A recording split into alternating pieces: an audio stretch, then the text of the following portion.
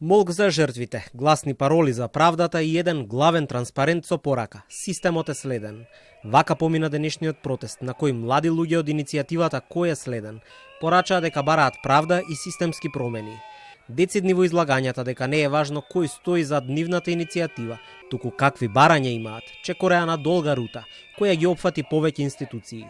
Почнаа пред влада, продолжија кон судскиот совет и собранието, а завршија пред кривичен суд.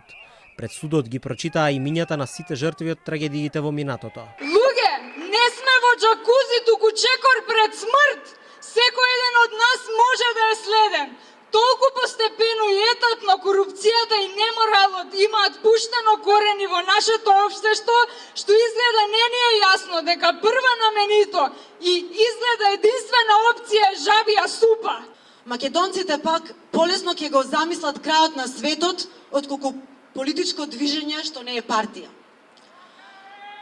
Ако си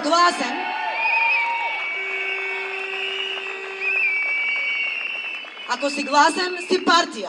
Ако се организираш, си закана. Ако спомнеш жртва, ја злоупотребуваш.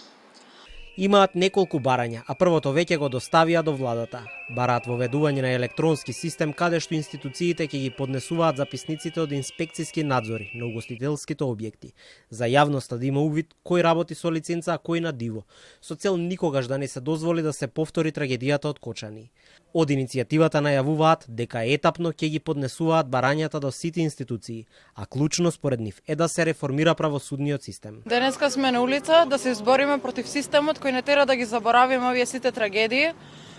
Исто така протестираме за сите барања кои се изнесени во јавноста досега и властите се запознаени, но повеќе се вртат мојавите уствари кои сме ние наместо да обрнеме внимание на тоа што ние го бараме уствари. Апелирам до сите граѓани да го кренат својот глас и да кренеме глас против неправдите. Од Кој е следен со протестите започнаа по смртта на Фросина Кулакова, која трагично го загуби животот во сообраќај на несреќа на пешачки премин на Партизанска. Неколку недели подоцна семејството на Кулакова се огради од начинот на делување на организаторите на протестот, а нивните совери продолжија по трагичниот пожар во Кочани.